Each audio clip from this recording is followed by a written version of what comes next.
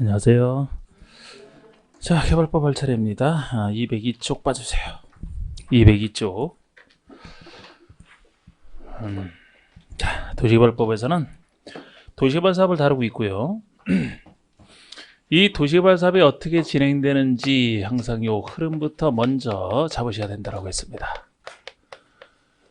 자, 신도시를 개발할 때 쓰는 도시개발 사업은 어떻게 진행이 되느냐? 제일 먼저요. 도시개발 사업에 대한 전체적인 계획이 필요합니다. 시행자, 시행 방법, 목적 등을 정하는 그것을 도시개발 사업에 대한 계획, 줄여서 개발계획이라고 합니다. 그래서 항상 개발에 대한 전체적 계획을 먼저 세워놓고 어떻게 할지 계획을 세워놓고 나서 그 다음에 구체적으로 땅을 지정을 합니다. 어디를 개발할지 그 부분이 개발구역 지정이 되는 거예요. 개발구역.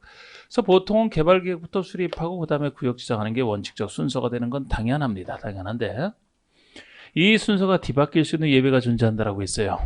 예외적으로 녹지나 비도시, 녹지나 비도시 지역 등의 이곳에 도시개발을 할 때는 먼저 도시개발구역을 기습적으로 지정을 해놓고 나서 개발계획을 천천히 수립할 수도 있다. 투기 방지에 효과적인 경우에 예외. 어느 때 이렇게 할 수 있는지를 잘 낸다고 했었죠. 오히려 원칙보다도. 그래서 이제 원칙대로 계획이 수립하고 구역이 지정이 되면 그 다음엔 이 사업을 누가 시행할 것이냐, 이 시행자 지정하는 단계가 당연히 그 다음에 나와야 됩니다. 시행자. 요 시행자는 법에서 항상 믿어주는 공공시행자와 그렇지 않은 믿지 않는 민간시행자로 나눌 수 있고요. 민간시행자 중에서 우리는 대표적으로 조합, 수많은 민간 중에서 조합이 대표적이죠. 조합은 더 중요합니다. 이게 시행자 지정 파트예요.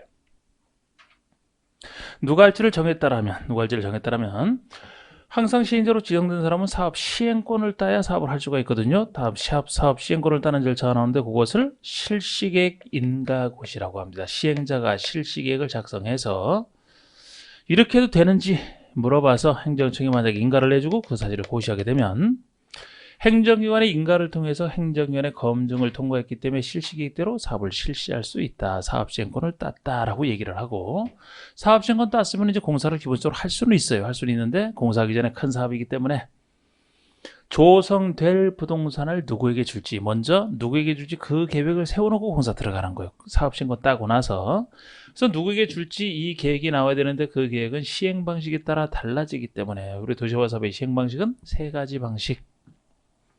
시행자가 수용을 통해서 취득을 해서 일반에게 공급하는 수용 사용 방식. 시행자가 취득하지 않고 그냥 옆에서 사업만 해주는 땅과 땅을 바꿔주는 환지 방식이 있고요. 이 둘을 섞어 쓰는 혼용 방식까지 해서 이제 세 가지 방식이 존재합니다. 혼용을 섞어 쓰는 것이라 여기까지는 공통점으로 왔고 요거 다음에 나눈 절차에서 수용 사용 방식으로 한다. 그러면 이제 공급계획이라 그래. 공급계획.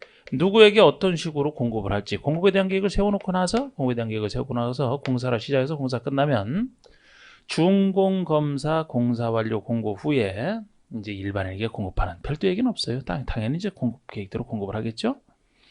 환지 방식으로 해왔다라면 환지 계획을 세웁니다. 환지를 누구에게 줄지 환지를 어디에 만들어서 누구에게 줄지 환지 계획을 작성해서 여기에 대해서 이제 인가고시를 통과한 다음에 공사를 비로소 시작해서 공사가 끝났다면 준공검사 공사 완료 공고 후에 여기는 별도로 이제 특수한 사람에게 주는 게 환지이기 때문에 환지 처분에 대한 별도의 규정이 존재하는 거예요. 일반에 주는 거랑 달리 공사 끝난 다음에 환지 처분하는 겁니다. 근데 공사 기간이 장기간일 때 중간에 환지 예정지를 지정할 수도 있고 안 할 수도 있는 다른 절차는 다 이 사업을 하기 위해서 거쳐야만 됩니다만 환지 예정지만큼은 지정할 수 있는 임의적 제도로 중간에 들어갈 수가 있고 요게 기본 흐름이에요. 기본 흐름입니다. 큰 틀에서 기본 흐름이고요. 역시 처음 시작하시는 분을 위해서 간단하게 요 세 가지 방식 중에 두 가지를 일단 구별해야 되고 두 가지는 다르기 때문에요. 요 차이부터 다시 한번 살짝 말씀을 드리면 수용 사용 방식으로 한다는 거 환지 방식으로 한다는 것이 어떤 차이가 있느냐. 이게 도시개발 구역이라고 했을 때 이곳의 토지 소유자들의 땅에 이 사람들이 소유자라고 했을 때 시행자가 이곳에 대해서 만약에 수용 사용 방식으로 한다는 얘기는 수용의 중점이 가 있으니까 수용의 소유권을 가져오는 것이죠. 시행자가 이 사람들의 땅을 보상금을 주고 수용을 해서 그러면 수용하는 순간에 이 사람들은 보상금과 나가고 전혀 사업에 관련 없어요. 이 사람들의 땅을 시행자가 취득을 해서 여기서 이제 목적이든 도시화 사업을 한 다음에 시행자가 취득을 했으니까 받고자 하는 일반인 대상으로, 불특정 다수인 대상으로 완성된 것을 공급을 해주는 거. 그래서 이거 시행자가 취득을 해서 일반인에게 공급하는 이게 수용사용 방식이 되겠습니다. 반대로 환지 방식이 다르면 교환할 환자, 땅지 짜기 때문에 땅과 땅을 교환해주는 게 환지이기 때문에 이 종전 소유자의 땅을 시행자가 취득하는 게 아니고 이 사람들의 소유권을 그대로 인정하면서 그 대신 이 사람들은 나가는 게 아니고 이 사람들이 자기 땅을 사업을 위해서 시행자에게 제공을 하고 시행자로부터 새로운 땅을 교환해서 받는 게 환지예요. 그래서 시행자가 취득하는 게 아니고 이 사람들이 자기 땅을 제공하고 새로운 땅을 환지로 받는. 그러니까 일반인에게 사는 게 아닙니다. 환지에서는 누가 땅을 받아요? 이곳에 있는 종전 토지 소유자가 땅을 받는 겁니다. 수용이라면은 일반인이 땅을 받는 거죠. 여기 있는 사람은 관련이 없으니까 이런 차이가 존재합니다. 그래서 그대로 이걸 해석했을 때 그런 식의 차이가 생각이 난다라면은 도시화 사업 중에서도 상대적으로 큰 사업이라면 이곳에 있는 사람만이 아니고 일반에게 주는 것이 맞죠. 그래서 상대적으로 큰 사업에 적합한 것이 수용 사용 방식입니다. 큰 사업에 적합하다. 그래서 웬만한 도시화 사업은 이 방식으로 많이 해요. 우리가 알 수 있는 도시화 사업이라면 큰 거니까 알 수가 있잖아. 그 대신 단점은 요거는 보상금 때문에 초기에 수용을 위한 보상금 때문에 돈이 많이 들어간다는 그런 단점이 존재합니다. 그래서 이 성격 때문에 나중에 시행자 파트에서 공공과 민간을 나누는 이유가 돈이 많이 들어가는 이 방식에서 민간 시행자가 능력 없는 자가 괜히 시행자로 됐다가 사업 못하는 염려가 생길까봐 이 민간에 대한 차별이 주로 이 방식에서 행해집니다. 그래서 이걸 나누는 이유가 그렇습니다. 이제 그런 얘기들이 많이 이제 기본적인 특성으로 나오는 것이고 환지 방식으로 한다라면 작은 사업에 적합해요. 그곳에 있는 사람만이 받기 때문에 작은 사업에 적합하면서 작은 사업에만 할 수 있다는 게 이제 단점이라면 장점은 돈이 그렇게 안 들어간다는 얘기고 요거는 여기 있는 사람들이 자기 땅을 제공하고 사업에 참여하기 때문에 여기 특징은 이곳에 있는 토지 소유자 등이 스스로 사업 시행한다는 게 특징이에요. 좀 자율적으로 시행한다는 게 특징입니다. 그래서 보통 시행자 파트에서도 12사람 중에서 아무나 안 되잖아요. 시행자가 될 자격 있는 자는 12사람이 있는데 12사람 중에서 시행자를 지정하는 것은 주로 수용 사용 방식입니다. 환지에서는 12사람 중에서 시행자를 지정하는 게 아니고 여기에 대해서도 바로 그죠? 당사자인 토지 소유자나 이들이 설립한 조합을 시행자로 지정하는 게 또 다른 원칙이 돼요. 12사람이 아니고 이건 환지 방식 성격 때문에 그렇습니다. 그리고 조합 같은 경우는 당연히 환지에서만 시행자가 되잖아요. 그곳에 토지 소유자가 만든 단체가 조합이기 때문에 수용 사용 방식이라면 나갈 사람들 돈 받고 나간 사람들입니다. 그 사람들이 무슨 관련이 있다고 그 사람들이 만든 단체가 사업을 하겠습니까? 환지에서만 시행자가 된다는 게 특징이죠. 그런 식의 이제 약간의 차이가 존재하고요. 자, 우리 개발법에서는 제가 이거 전체적으로 들어가기 전에 항상 해놓는 거 도시개발 사업에 관련된 행정청을 정리한다면 도시개발 구역에서도 도시개발 사업이 아닌 개발행위는 사적 개발으로 따로 통제 들어가는 거 그런 거 말고 도시개발 사업에 관련된 것 행정청만 따진다면 하나 빼놓고 대부분은 다 구역의 지정권자가 한다라고 했습니다. 도시개발 구역의 지정권자, 구역을 누가 지정할 권한이 있느냐? 구역의 지정권자라고 답을 하시면 돼요. 구역의 지정권자가 대부분 합니다. 행정청이라면. 이 구역의 지정권자라는 사람이 원칙은 시도지사, 시도 단위로 주로 도시개발 사업은 한다라고 보시면 돼요. 그래서 그 시도를 책임지는 시도지사, 특별시장, 광역시장, 도지사. 대도시에서만큼은 이제 일반 시 중에서 대도시만큼은 대도시 시장에게도 지정권을 줍니다. 근데 보통 이제 시도 단위로 한다 이렇게 보시면 돼요. 대도시까지 포함해서. 그런데 예외적으로 국가 차원에서 무슨 사업을 한다라면은 예외적으로 국토교통부 장관이 지정권자가 되는 경우가 존재합니다. 보통은 시도지사, 대도시장, 예외 국장 이 사람이 지정권자예요. 그러니까 지정권자가 한다라고 보시면 됩니다. 지정권자가 한다라고 하나만 빼고죠. 환지계획인가?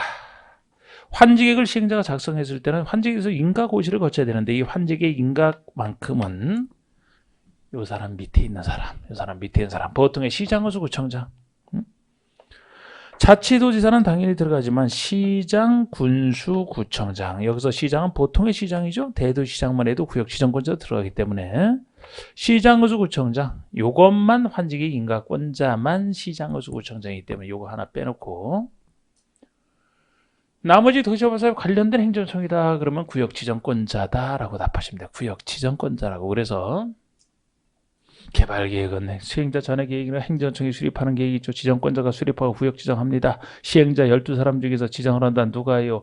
지정권자가 12사람 중에서 시행자로 지정을 해줍니다. 구역지정권자가 다 해요. 민간 중에서 조합이다. 조합을 만들기 위해서는 조합의 설립인가를 행정청이 먼저 받고 나서 등기를 해야 되거든요. 이 설립인가권자, 지정권자라고 합니다. 실시계획은 시행자 밑에 있는 계획은 시행자가 실시할 사람이고 공급할 사람이고 환지할 사람이기 때문에 시행자 밑에 있는 계획은 시행자가 만드는 계획이에요. 그러나 만들고 나서 인가는 행정청이 받죠. 인가라면은 지정권자에게. 공급계획을 시행자가 작성해서 지정권자에게 제출하라 이렇게 얘기를 합니다. 이것만 별도로 인가권자 다른 사람이라 했고 여기 준공검사 공사 끝나고 나서 준공검사를 받고 나서 쓰잖아요. 준공검사를 받는다. 아니면 준공검사를 통과하고 나서 공사 완료 공고를 한다. 다 지정권자에게 하게 돼 있습니다. 지정권자에게. 행정청이니까요. 여기 안 나와 있는 작은 얘기도 도시개발사업과 관련된 것이다. 그러면 다 지정권자로 보시면 돼요. 요거 하나 빼놓고 다 개발사업의 사업의 행정청은 지정권자다. 이렇게 제가 정리했던 거 다시 한번 말씀을 드리고 나중에 이것과 같은 도시경제사업인 정비사업은 상대적으로 이거보다 작은 사업이라 이 사람들이 아니고 오히려 시장으로서 구청장급이 정비사업은 하잖아요. 대부분 여기는 이 사람들이 주로 합니다. 이렇게. 그리고 여기서 이제 도시개발 사업할 때도 여러 가지 이제 민간이 할 때 주로 이제 동의요건 등이 나오는데 동의요건이 여러 개 나오기 때문에 귀찮지만 도시개발 사업에서는 이제 중심이 되는 동의요건을 하나 딱 중심이 되는 걸 잡아두시고 그렇지 않은 거 비슷한 것을 따로 구별하시는 게 좀 더 효과적이에요. 그래서 도시개발법에서 동의요건이 나온다 그러면 개발법에서 동의요건이 나온다라면 도시개발법상 동의요건은 중심이 되는 것을 면적 기준으로 여기 면적이 먼저 나오죠. 면적 3분의 2 이상에 해당하는 면적 3분의 2 이상에 해당하는 소유자 동의와 밑을 얘기합니다. 또는이 아니고요. 개발법 정비법에 나오는 이런 동의요건은 다 밑이라고 둘 다 동의를 다 갖춰야 되잖아. 또는이 아니고. 면적 3분의 1 이상 소유자 동의와 소유자 총수 사람수 기준으로 총수 2분의 1 이상의 동의를 받는 것을 2분의 1 이상의 동의를 받는 것을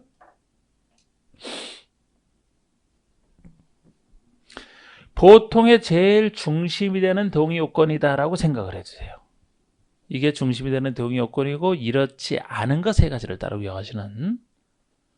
그건 하나하나 이제 하면서 하겠습니다. 이렇게 이제 기본 틀을 잡고 시작을 하는 순서대로 나갑시다. 이제 203쪽에.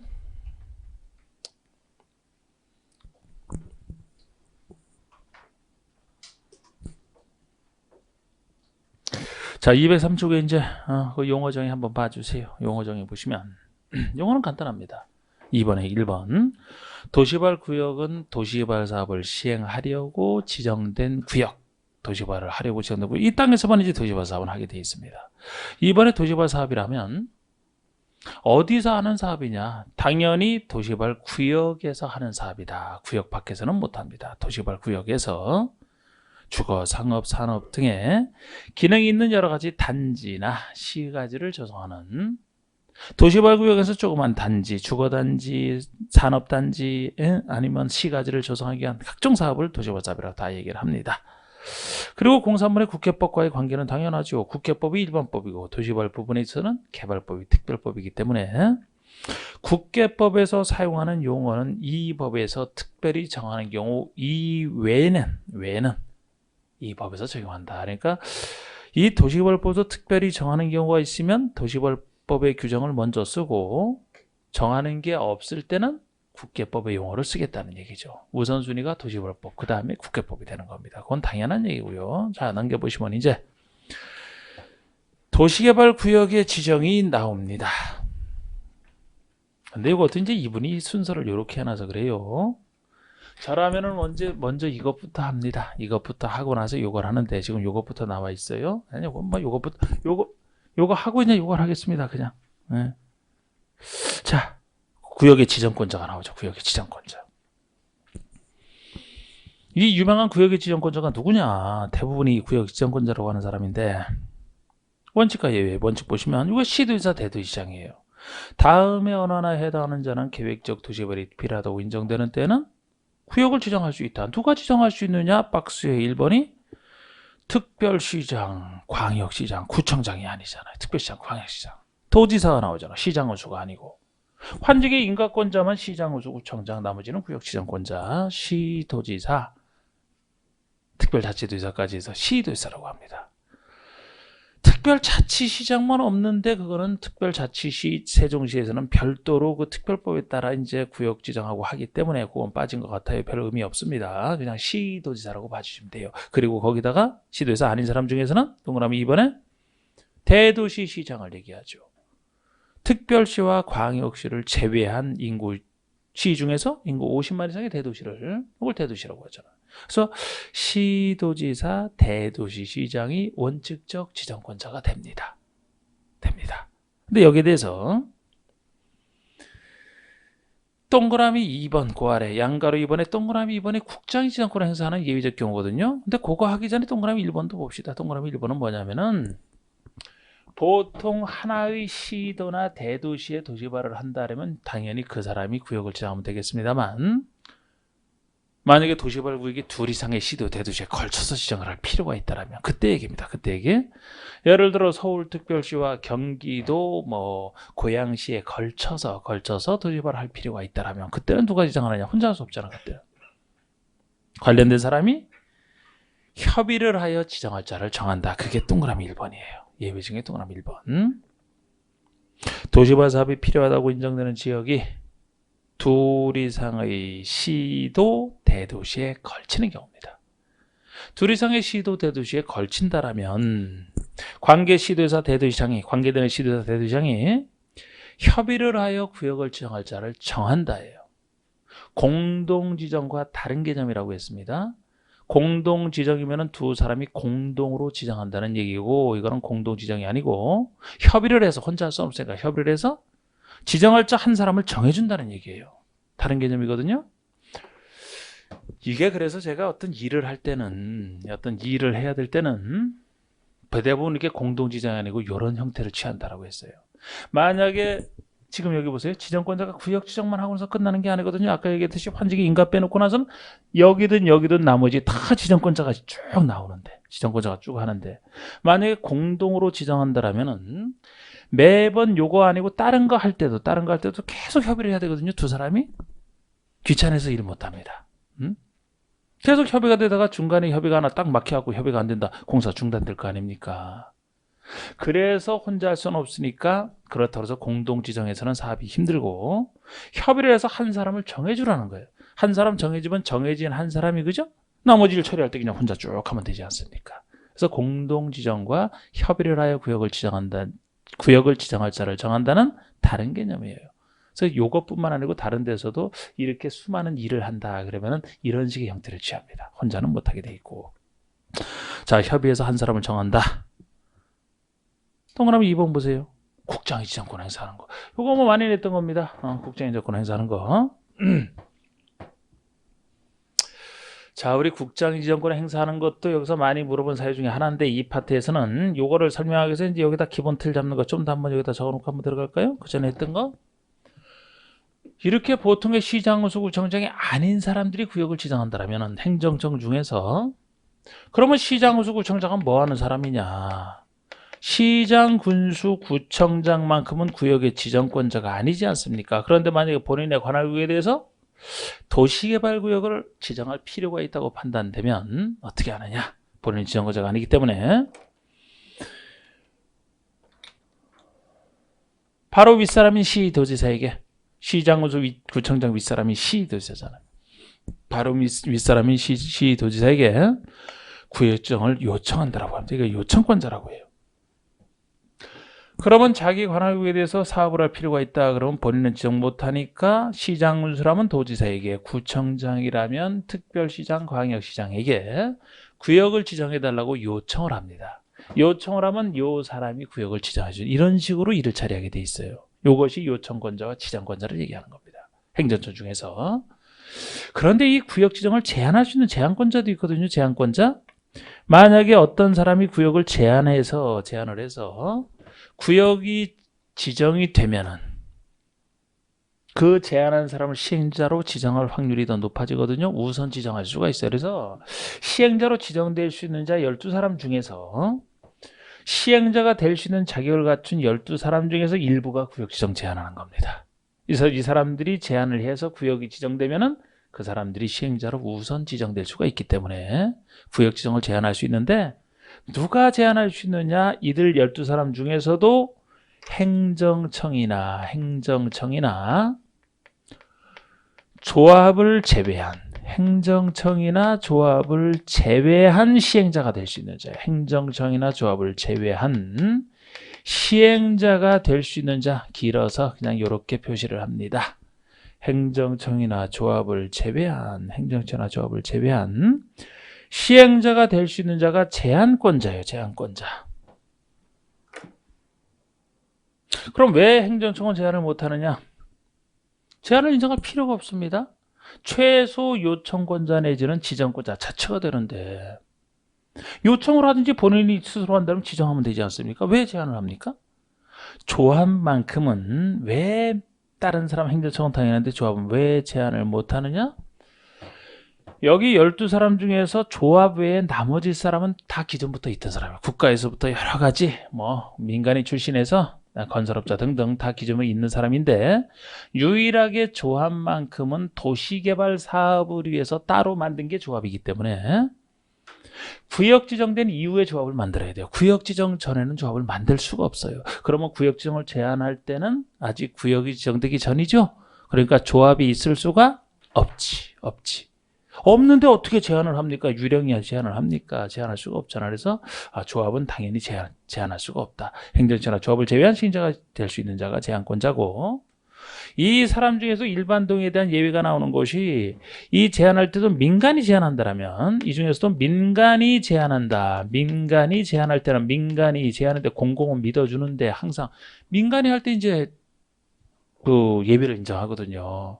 민간이 제한을 해서 구역정을 지정을 해줬더니만 이 민간인이 약속을 안 지킬까봐, 제대로 사업을 안 할까봐, 그래서 민간이 제한할 때만큼 일정 동의를 얻어야만 믿어주겠다는 거예요. 그래서 민간이 제한할 때는 면적 기준으로 3분의 2 이상 동의만 얻으면 됩니다. 면적 기준으로 3분의 2 이상 소유자 동의만 얻으면 돼요. 총수는 없다는 점에서 일반 동의에 대한 예외 3가지 예외 중에 하나로 볼 수 있는데, 항상 요구할 때는 민간이 할 때 동의 요건이다 그러면은 공공은 제한할 때는 동의 요건 필요 없다. 민간이 제한할 때 동의, 이게 기본이죠.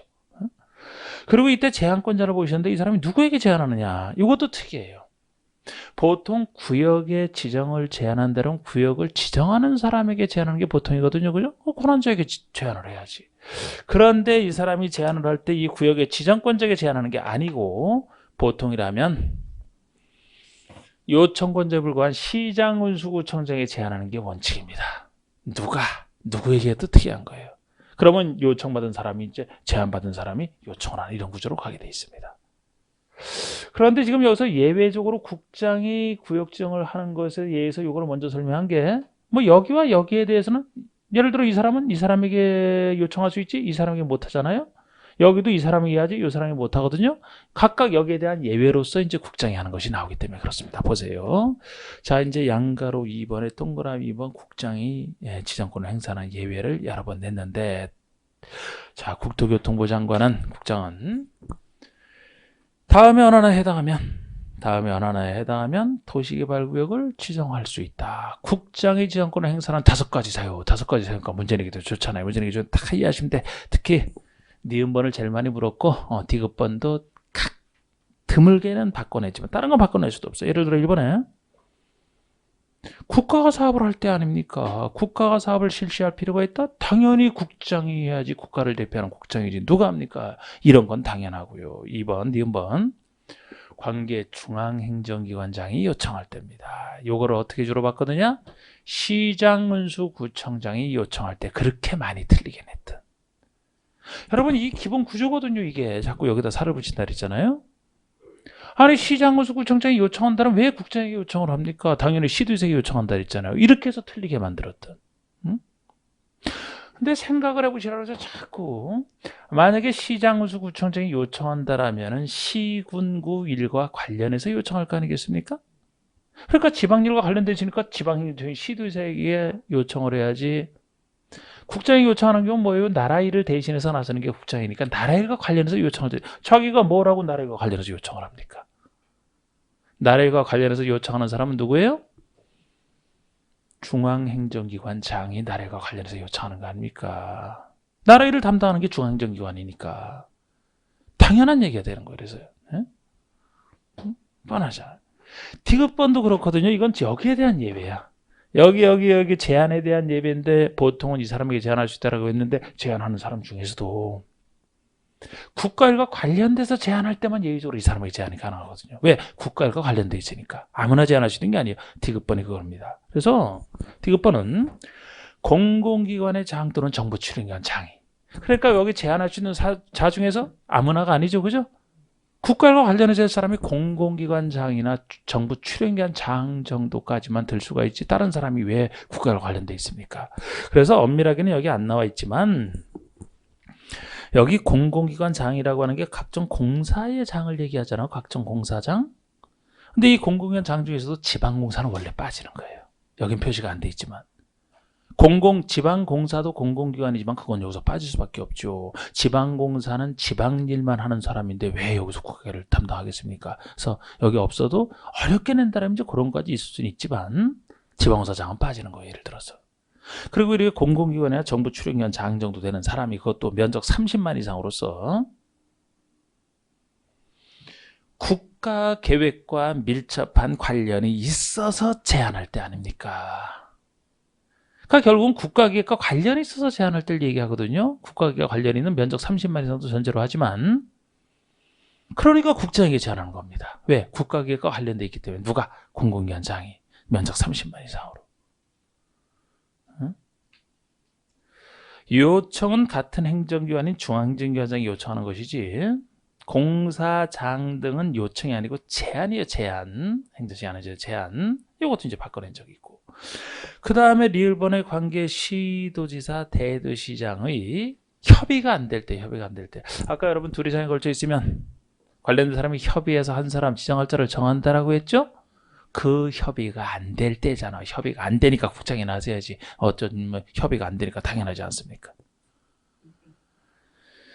5번에 천재지변 그 밖의 사유로 도입을 긴급히 할 필요가 있을 때 항상 천재지변 긴급한 경우는 예외예요.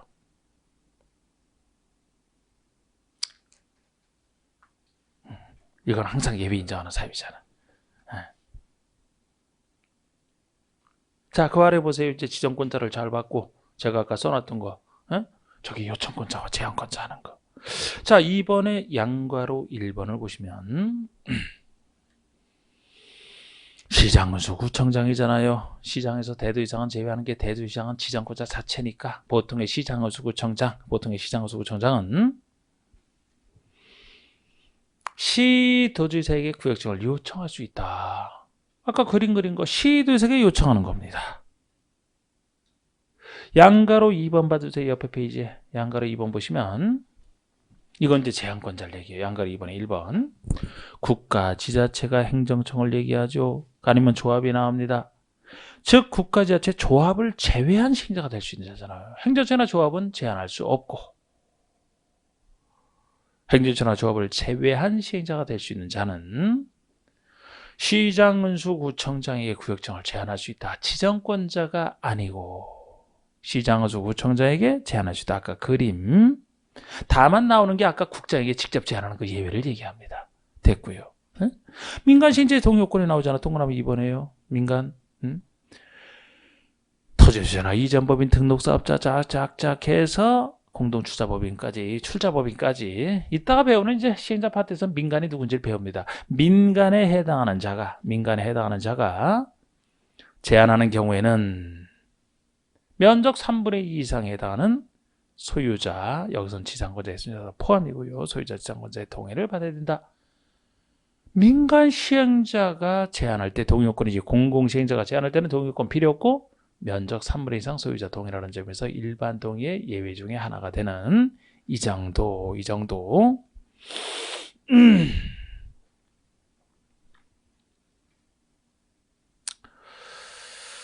그 다음에 맨 밑에 보세요. 02번에 분할 및 결합 지정. 지정권자는 사업의 효율적 추진과 도시의 경과보도에서 필요하다고 인정할 때는 도시발구역을 둘 이상의 사업 시행지구로 분할하거나 서로 떨어진 둘 이상의 지역을 결합하여 하나의 도시발구역을 지정할 수 있다. 필요하다면 구역을 분할해서 할 수도 있고 서로 떨어진 둘 이상 구역을 결합할 수도 있다는 거예요. 하나로. 필요하다라면. 이런 걸 굳이 반대할 필요가 있을까요? 그죠? 한꺼번에 하는 게 좋지만 나눌 수도 있고 필요하면 시행자 지정권자가 결합할 수도 있고 이런 거 그냥 할 수 있다 이렇게 보시면 되고요. 그 다음에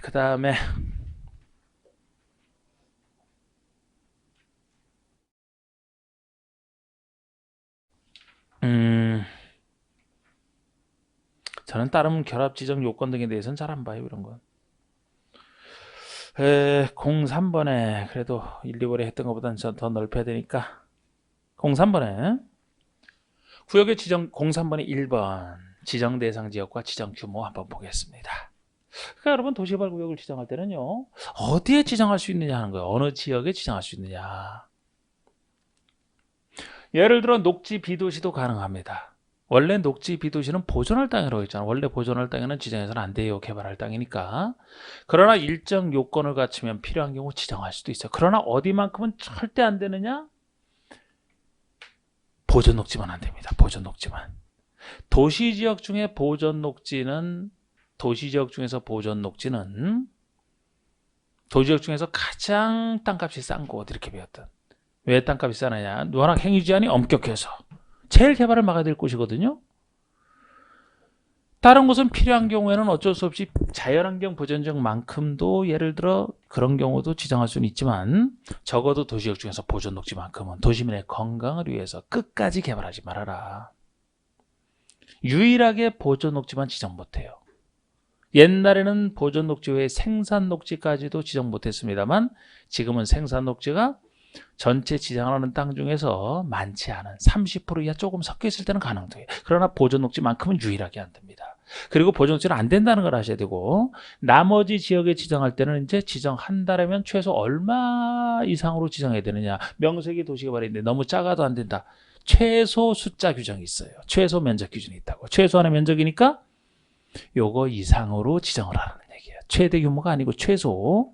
요게 1만, 3만, 30만 이상 하는 겁니다. 1만, 3만, 30만, 만 이상, 3만 이상, 30만 이상, 1만, 3만, 30만, 1만, 3만, 이게 자주 하는 건 아니라 지금 추가하는 건데 전체적인 우리 지역이 기본으로 깔려 있으니까 용도 지역이 깔려 있고 그 중에서 보존 녹지만 아예 지정을 못한다 그랬잖아요. 그럼 나머지에 대해서 지정할 때는 최소 규모 제한이 있다. 1만, 3만, 3만. 그래도 이 숫자는 1만, 3만, 30만 중에 하나라고 생각을 하셔야 돼요. 1만, 3만, 30만, 1만, 3만, 30만 이상인데 제일 큰 30만짜리는 도시와 비도시 지역 중에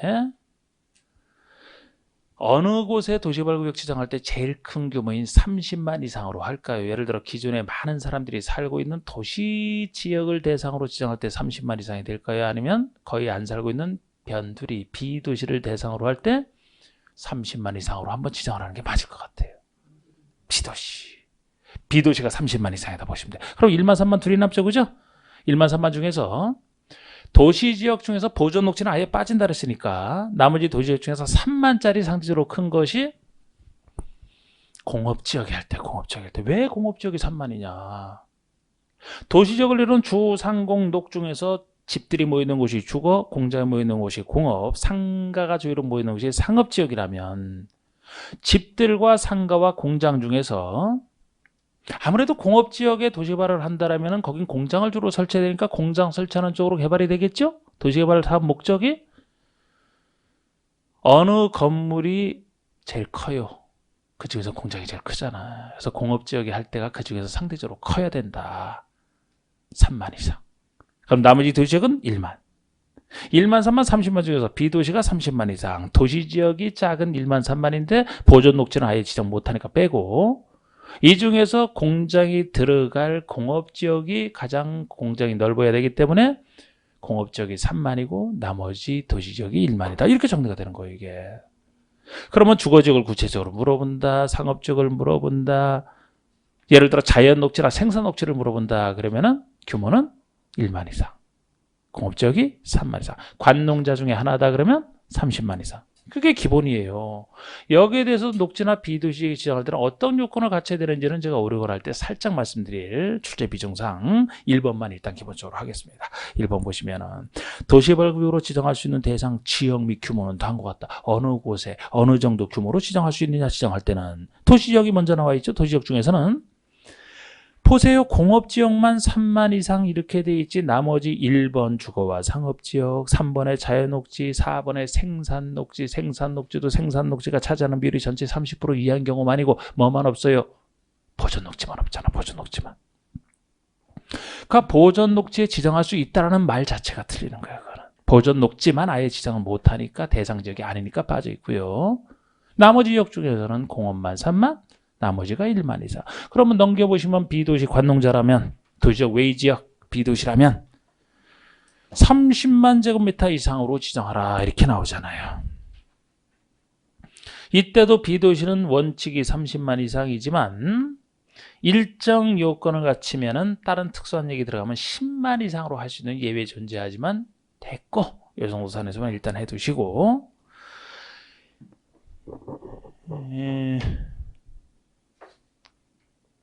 2번 나중에 하고 3번은 아예 면적 제한을 적용받지 않는 경우인데 이것도 5, 6월 달에 할 때 추가할 겁니다. 2번, 3번은 5, 6월 달에 추가. 일단 1번을 1만, 3만, 30만 이상을 해두셨고 그 다음에 도시개발구역의 지정 절차가 나오는데 이런 건 지나가는 겁니다. 5, 6월 달에 할 때 추가할 것이고 넘기세요. 넘기세요. 213쪽 봐주세요. 213쪽.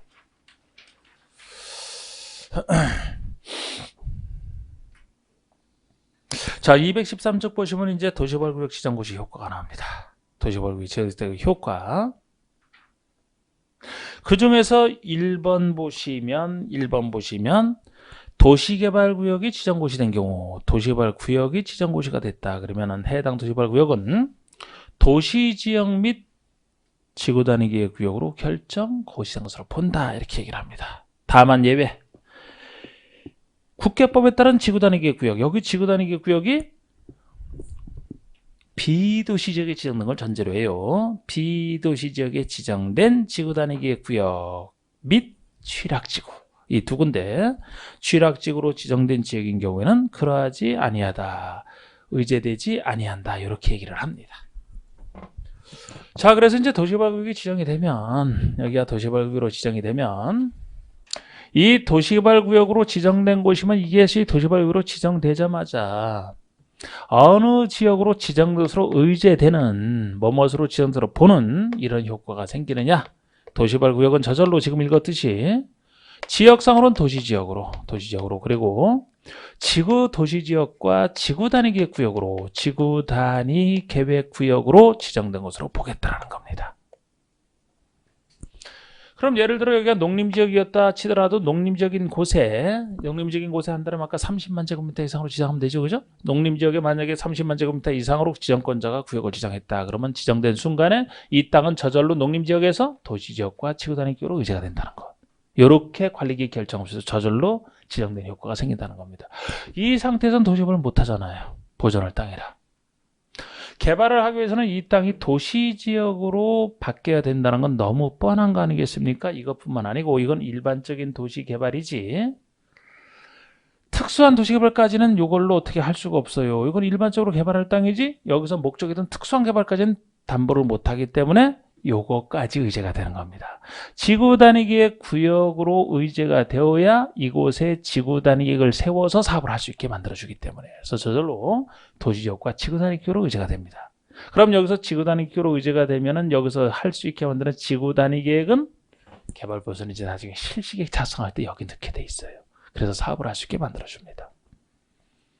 그런데 이렇게 의제가 안 되는 효과, 단에서 이렇게 의제가 되는 게 원칙이지만 안 되는 여기까지도 하셔야 돼요. 이미 B도시의 지구 단위 계획 구역이 이미 지정이 돼 있다. 이미 이게 도시지역이라면은 도시지역이니까 이렇게 의지할 필요도 없잖아요. B도시지만 지구 단위 구역 지정이 돼 있다면 이렇게 의지할 필요 없이 이것만으로 개발할 수 있다는 겁니다. 왜? 지구 단위 구역이 지정돼 있으니까 지구 단위 세워서 개발하면 되겠네요. 여기서 토지로 의지할 필요도 없잖아. 바로 이 지구 단위 세워서 하면 되잖아요. 아니면 취락지구라면 우리 취락지구는 지역상 주상공에는 지정을 못하고 녹지나 비도시 지역에 낙후된 취락을 정부에서 하기 때문에 주로 시골 같은 데서 취락지구를 지정해 준다고 했어요. 그럼 취락지구에서는 취락을 정비해 주는 그런 사업을 하게 돼 있는데 그 사업은 일반적인 도시별과 달리 간단하게 취락만 정비해 주면 되기 때문에 굳이 그 촌을 이런 식으로 의지할 필요는 없이 사업은 가능하다고 보는 겁니다. 그래서 지구 단위 계획 구역이나 취락지구로 지정된 곳이면은 이렇게 의제가 안 돼요. 이렇게 의제가 안 됩니다. 요 얘기까지 했고요. 그 다음에 3번이 행위 제한. 요것이 도시개발 구역 내에서의 개발행위 허가 얘기잖아. 개발행위 허가. 제가 개발 사업에 관련된 것만 지정권자가 한다라고 했지. 그러면 예를 들어 도시개발 구역이라면 이게 도시개발 구역을 지금 전제로 한 거죠? 이게 도시개발 구역이라면 이곳에서 도시개발 사업이 잘 진행이 돼야 되는데 만약에 여기 살고 있는 사람들이 도시개발 사업이 아닌 사적 개발행위를 함부로 하게 되면 사업에 지장을 주기 때문에 이런 것들을 막을 필요가 있어요. 이것이 사업에 지장을 주는 것을 막기 위한 도시개발 구역 내 개발행위 허가를 얘기합니다. 그래서 이것은 나중에 정비구역에서 개발행위 허가제랑 거의 비슷하고 같은 개발행위 허가라 하더라도 어디랑 국계법의 개발행위 허가랑은 다르다. 국계법상 개발행위 허가 저번 주에 배웠던 것은 난개발 방지가 목적인데 여기 도시개발 구역이나 뒤에 나오는 정비구역에서는 난개발 방지가 목적이 아니고 사업의 지장을 안 주려고 하는 게 목적이기 때문에 도시개발 사업이 아닌 걸 전제해서 별도로 규정하고 있는 거예요. 사업에 지장을 주는 것들이라면 다 허가를 통해서 통제하겠다는 얘기입니다. 사업을 잘하기 위해서. 그래서 국계법이랑은 달라요. 그래서 이 파트에서는 국계법이랑 차이점 위주로 보셔야 돼요. 그러니까 국계법상 개발행위 허가 대상이었던 것은 도시개발 구역에서도 당연히 들어갑니다. 근데 여기는 특별법이라 사업에 지장을 주는 것들이 더 많죠. 그래서 도시개발 국계법에서 개발행위 허가 대상이 아니지만 여긴 추가로 개발행위 허가 대상이 되는 거기 때문에 그래서 그쪽과 차이점을 보시고 여기를 공부해 놓으시면 정비법이라면 거의 같이 쓴다. 세 가지 개발행위 허가 중에서 이렇게 틀을 잡는. 자, 그래서 먼저 3번의 행위 제한의 양가로 1번을 통해서 허가 대상 개발행위 도시개발구역 지정에 대한 주민 등의 의견 청취를 한 공고가 있는 지역 및 도시개발구역에서 지정된 도시개발구역에서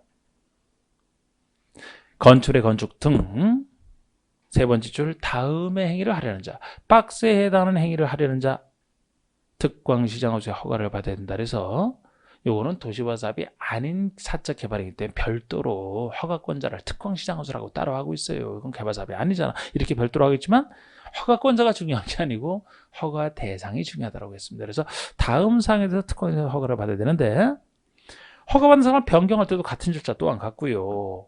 이 박스에서 항상 국계법과 차이 나는 것 위주로 공부하시면 된다고 했는데 먼저 차이 나는 것을 체크를 먼저 하고 항상 보여드렸죠.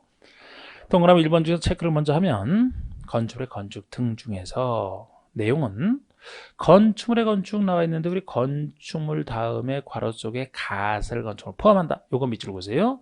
가설 건축물 포함을 밑줄 그시고 그 다음에 건축 뒤에 나오는 대수선 용도 변경 있잖아. 건축에다 체크를 하는 게 아니고 대수선 용도 변경에 체크를 해 두시고 넘겨보시면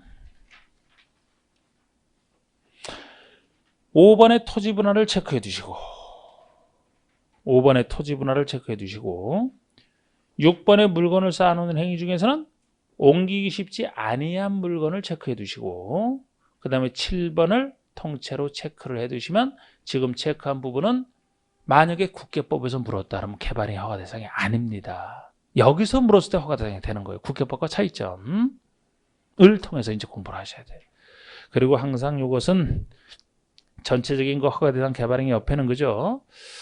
사업에 지장을 안 주려고라는 그 취지를 적어두셔야 되고 사업에 지장을 안 주려고 그리고 나서 이제 봅니다. 하나는 이제 보여드릴게요. 자, 먼저 다시 보시면 동그라미 1번의 건축의 건축 등에서는 가설 건축물 건축을 포함해요. 그러니까 이걸 거꾸로 만약에 국계법에서 얘기한다면 개발행위 허가 대상에서는 국계법에서는 난개발 방지이기 때문에 새로운 건축물을 짓는 것이 난개발로 봤거든요. 그쪽에서는. 근데 가설 건축물을 짓는다면 이건 그쪽에서는 허가 대상이 아니에요. 왜? 가설 건축물은 존치기한이 정해져 있어요. 기존에 공부하신 분들 건축부에서 존치기한 나오죠? 가설 건축의 존치기한이 몇 년 기억나세요 혹시? 1년 땡. 1년이니까 1땡 나왔네? 띵똥땡 해야 맞잖아. 3년. 3년. 가설 건축의 존치기한은 3년인데 그 얘기는 가설 건축물은 설치를 했다가도 존치기한 동안 쓰면 되기 때문에 존치기한 끝나면 스스로 철거를 해야 되거든요. 그러면은 국계법에서는 이거 결국 3년 내는 다 철거가 되기 때문에 난개발로 안 보는 거예요. 그냥 저절로 없어질 거. 그쪽에서는 허가 대상이 아닙니다. 근데 여기서는 허가 대상이에요. 예를 들어 3년 못 기다릴 때 지금 존치기한이 남아 있습니다. 지었다가 남아있는 상태에서 사업이 진행이 된다라면, 사업이 바로 진행이 된다라면, 가설 건축물 없어지기 전에 사업이 된다라면, 요거 없애고 나서 사업을 해야 되는데, 없앨 때 돈이 들어간다 그랬죠? 보상비가 들어가잖아, 보상비가. 가설 건축물 지었을 때 쓸 기간이 남아있다면 거기에 대한 보상을 해주고 철거를 해야 됩니다. 그러면 이렇게 사업비가 올라가는 보상비가 뭐든 사업비가 올라가는 것이면 사업에 다 지장을 주는 것들이에요. 사업비가 처음 예상했던 것보다 올라가는 것만큼 사업하기 힘들어지지 않습니까? 그래서 여기서는 가설 건축물도 통제할 필요가 있다는 거예요. 그리고 그쪽에서는 건축의 건축만이었지 대수선 용도 변경은 허가 대상이 아니었는데, 아니 대수선은 기존 건축을 있는 상태에서 크게 고치는 게 대수선이고 용도 변경도 기존 건축을 있는 상태에서 쓰임새만 바꾸는 것이기 때문에 기존의 건축물이 늘어나거나 막 이렇게 건축되는 게 아니거든요. 그러니까 국계법에서는 난개발로 안 봐요. 건물은 그대로 있기 때문이거든요. 그런데 도시개발법에서는 이것이 허가 대상이 되는 것이, 건물은 그대로 있지만 대손을 통해서 가치가 증가가 됐다라든지 용도 변경을 통해서 만약에 가치가 증가되면 철거할 때 보상비가 그만큼 늘어나겠죠. 좋은 건축이 되는 것만큼. 그래서 여기는 허가 대상이 되는 겁니다. 그냥 사업에 지장을 주는지 안 주는지만 판단하시면 돼. 판단 기준이 국계법과 다른 거예요, 이게. 그래서 여기 이렇게 돼 있고, 공작물 함부로 설치하는 거 똑같습니다. 형질 변경 그쪽이랑 똑같아요. 넘겨보시면은 토석 채취 똑같습니다. 토석 채취 예외 중에서도 다만 토지의 형질 변경을 목적으로 하는 것은 그 형질 변경에 따른다니까 토석 채취는 따로 받을 필요 없다. 똑같은 얘기거든요. 이것도 국계법이랑. 그 다음에 토지 분할이 나오잖아. 토지 분할도 차이점이 되는 게, 우리 국계법에서는 모든 토지 분할이 아니고 일정한 면적의 건축상 분할된 면적에 미달되는 너비 5m 이하로 좁게 분할하는 것을 목적으로 했는데, 여기는 그 얘기가 없네요. 그럼 여기 면적에 상관없이, 면적 너비와 상관없이 모든 토지 분할이 허가 대상이라는 점에서 차이가 나는 겁니다. 여기는 면적이 중요한 게 아니에요. 잘게 쪼개지는 것이 난개발, 여기선 그렇게 할 필요가 없어요.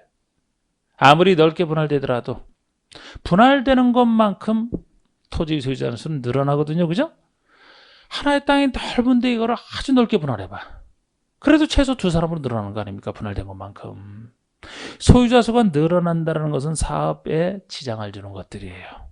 소유자 수가 처음 예상했던 수준보다 더 많이 늘어나게 되면 사업 중단하게 되어 있습니다. 소유자를 먼저 챙겨주고 나머지 일반에게 분양을 대상으로 사업 비용을 충당해야 되는데 챙겨줄 사람이 너무 많아져서, 그래서 소유자 수가 늘어나는 행위 자체가 문제라는 거예요. 그래서 토지 분할은 여기는 면적에 상관없이, 예를 들어 국계법에서는 분할 제한 면적 이상이다 그러면 허가 대상 아니잖아. 여기는 무조건 분할하는 것 자체가 허가 대상입니다. 그 다음에 6번에 물건을 쌓아놓는 행위, 물건을 쌓아놓는 행위, 옮기기 쉽지 아니야 물건 제가 미칠 거라고 한 게,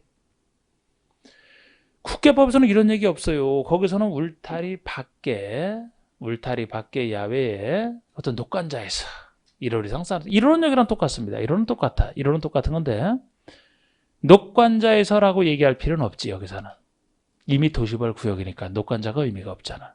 그리고 그쪽에서는 자연환경을 훼손하는 게 난개발이라 아무데 쌓아놓든지 간에 자연경만 해치면은 난개발로 봤어요. 여기는 사업에 지장을 주는 게 문제이기 때문에 옮기기 쉽다 아니다에 따라서 달라집니다. 무조건 쌓아놓는다고 허가 대상되는 게 아니고 만약에 옮기기 쉬운 물건이다면 옮길 때 돈이 안 들어간다는 얘기이기 때문에 허가 대상이 아니에요. 옮기기 쉽지 아니한 물건이래야 옮길 때 돈이 들어가고 옮길 때 돈이 들어가야 사업에 지장을 주는 것이죠.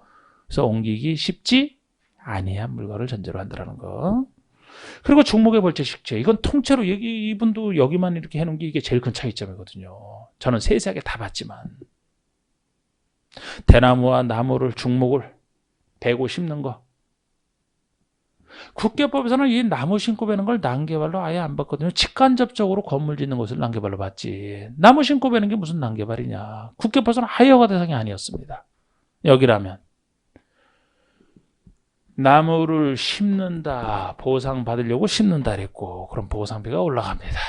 나무를 유지하려고 했는데 벌채했다? 그럼 나무가 없어진 것만큼 사업 여기 참여하려고 했던 사람들 다 갈 수 있어요. 그래서 나무를 심고 베는 것이 사업에 다 지장을 줍니다. 여기서는 허가 대상으로 추가되어 있는 것이죠. 자, 지금 이렇게 제가 말씀을 드렸는데 허가 대상이 아닌 경우까지도 해야 되는데 시간이 됐으니까 일단 실시간 됐으니까 일단 쉬시고